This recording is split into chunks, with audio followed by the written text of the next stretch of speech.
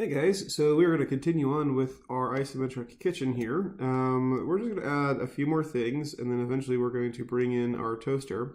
The idea here at this point is to sort of add some cabinets that go above your counter right here. And as far as the sink goes, we may pull that in there a little bit later. But let's go ahead and activate our grid, control semicolon on the keyboard. And let's take a look at what we got, a couple of things here. So the first thing we got is to sort of line up where our cabinet is going to be on the top shelf. Now, if you know anything about cabinets, you know that like they tend to be, you know, a little higher than than the counter itself, and they don't tend to be much higher, like especially when they start, than like say halfway up the from the door here. So I'm not going to go too terribly high up, maybe like 4 or 5, maybe 3 or 4 spots here. And then they also tend to be a little less deep than your counters because you want lots of counter space and you don't want to bang your head on, you know, the cabinets as you're leaning down. So I'm going to draw it's going to be about maybe not quite half as wide, maybe a little more than that. So I'm about 4 deep, 3 high here, and I'm going to have it go all the way up to the height of the door. So here, I'm going to pull that over this way, and this will be how we'll define our first part of the cabinet here. And we'll just right click on that and say transform, reflect, copy. And I'll drag that over here and see if I can't once again have this appear on this side and be about 3 from the top here. All right. Okay. Back this up a little bit. All right. And so now what I want to do is I want to create a series of lines that will essentially meet these two in the middle. Now this is, I got a pretty good reference line right here from the center line here. I'll just drag this up this way. And once again, try to follow the lines here, follow the grid, as it were. All right, that's good. And then pull in this, so.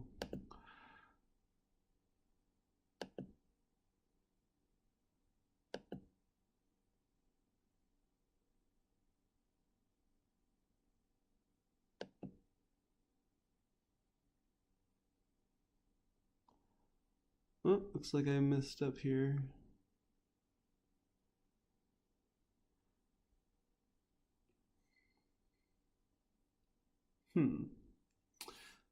Oh, I see. All right, I pulled this up a little bit too far here. So let me just drag this down. I need to pull this down. And this up, it looks like.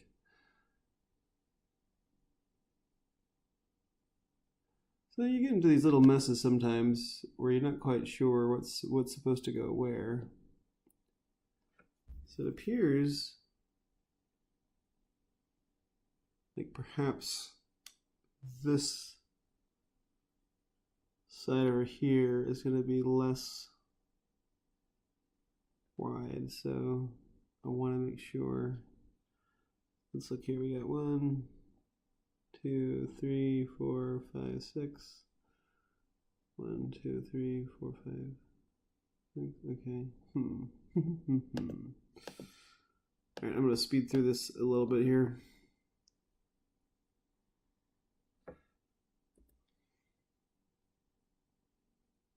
Oh, I see what happened. All right, so I put this a bit too close to the bottom, so I'm going to drag this up a little bit, and this should even this out. All right.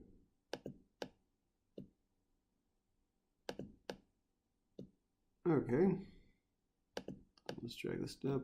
Okay, good, cool. All right, great.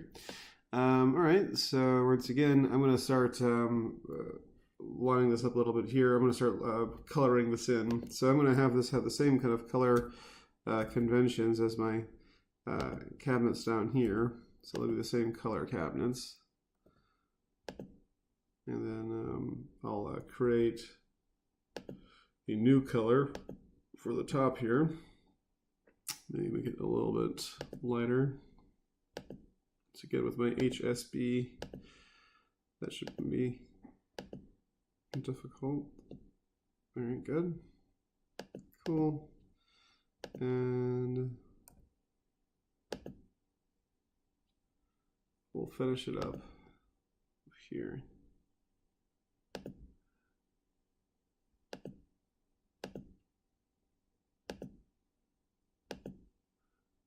And throw that in. Okay.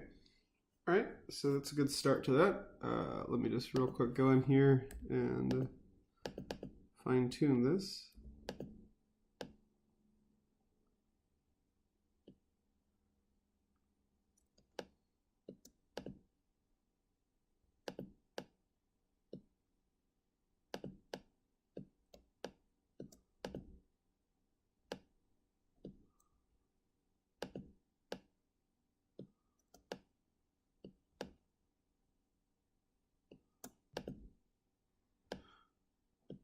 All right.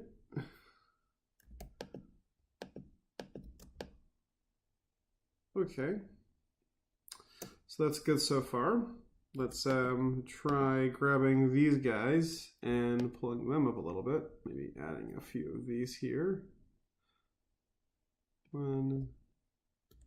Control Shift, close the bracket.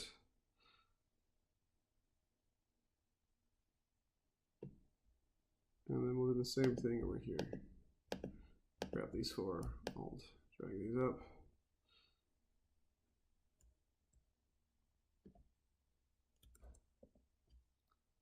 And make another copy. All right, that's good. Nice. All right, so now we've got a few cabinets on the top. All right. Okay, so with that done, I think it'd be fun to add a little kitchen island down here. So I'm going to take a couple of things from this shape up here. I'm going to grab, I'm going to hold down Shift and select these right here. I'm going to sort of Alt drag this into the center. I might have it line up, maybe have it line up right about here. Let me just get my grid lit up here. And I'll line it up with, say, one of these cabinets over this way. And what I'll do now is I'll grab this and this and this, so the little interior edges here, and drag these down. Well, interior edges, but exterior edges here. And Control Shift, open the bracket. Just sort of see what I'm looking at here. That's good. I've got my brightness down kind of low right now. All right, so what we'll do is we'll just line this up on both ends here. So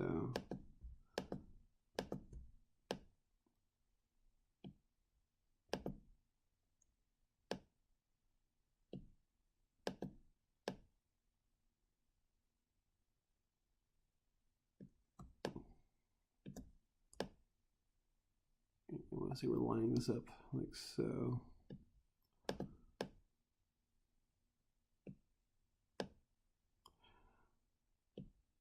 All right, and so essentially what we want to do is we just want to add a surface to this. And so the way we'll do that is by grabbing our pen tool and just sort of drawing along these lines. And so what I'm going to do is I'm actually going to make this a bit bigger than the actual counter itself. So let me just kind of click through. I'm going to make it just extend out a little bit, have a little bit of a lip here. And we'll just extend this out like so. And we'll have this meet up here, like that. And then we'll do the same deal as before by clicking on the inside with the direct select tool. And we'll just grab any of them and drag them in, and it'll create that same curve that we were looking at before. And it's a little more extreme on the sides that we're looking at directly, and a little less extreme on the sides on the top and bottom here. So. All right, and we'll just fit this in here. Now, what's fun about making this is that we don't have to necessarily be perfect when it comes to lining up the way we're going to kind of pull this together. So let me just sort of position this into a spot where the gradient is visible. I'll pull this up here, and I'll just get my direct select tool and just click on these corners here. 1, 2.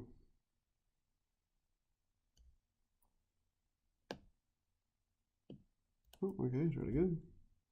Just click once, hold down Shift, grab the other corner, you drag that up. And then with this right here, we'll just actually want to drag that up. And then we'll want to drag these guys up as well.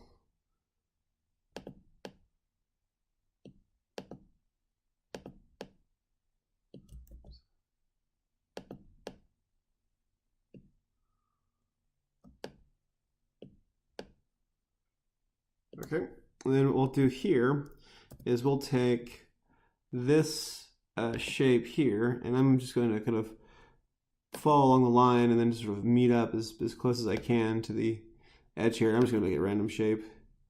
And what I'll do is I'll just sample this and then Control Shift and then put it in the background there. Same deal here. I'll just grab this, line it up as close as I can to the center of that shape there, drag it down. I'll just create this shape. It doesn't have to be perfect. Just sample this color. And then, right, okay, so then we have a little island hanging out here in the middle. This is a little spot where we can maybe prepare some food, whatever. Now, obviously, like in this case, you know, our accoutrements, like our oven and stuff like that, are all on the other side, like invisible here. But let's sort of pretend that we've got a light source happening at this point. Let's add some shadows. I'm going to add just a couple of shadows here or there. And so the way I'm going to do this is I'm going to create a series of shapes along the floor here, and they're going to be the same height, each one of them. So I'll have it be like maybe 4 or 5. In this case, I want to say this is 6 grid lines long. And I'm just going to create this across the entire thing and just sort of position it with my arrangement tools.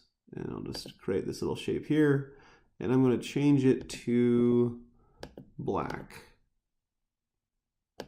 And then I'm going to grab my opacity and just pull it down to, like, say 24%. And then I'll just hold down my control button and tap the open bracket until it goes behind what it needs to go behind. All right. And what I'll do here is I'll just do the same thing right here. I'll just drag this and create a little shadow that just falls along the, well, in this case it gets kind of cut off. So, and then what's fun about using the eyedropper tool is it actually samples the opacity as well. And I'll just hold on the tool here and I'll just pull this out this way. Oops. Hold an Alt and drag that out. And I might just add the shape here, Control click off of that, and I might just add this little lip here, and I'll have this extend all the way to the door.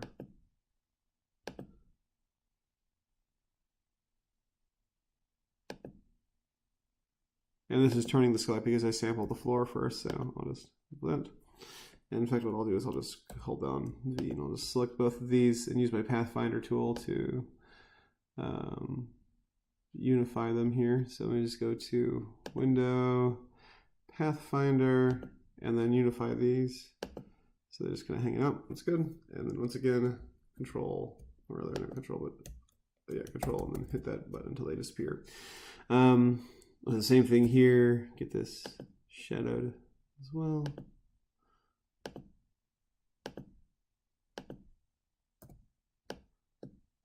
Right. And then I'll do the same thing to the top. I'm just going to grab. I'm going to grab these now. What's fun about these shapes up here is that if you have like shadows being cast from like above, then they're going to create this sort of seeming triangle of shadow as the light sort of like spills down from above, and then we'll just do the same thing down here. As you can see, the light is escaping from between the cabinets and stuff. All right, we'll take a look at this. All right. That looks fun. So a little light source adds a little bit of flavor to it, and yeah, very fun. We might need to make this a bit darker just to well, let's actually get it nice. It's kind of fun. Yeah. All right. So we'll just keep that for now.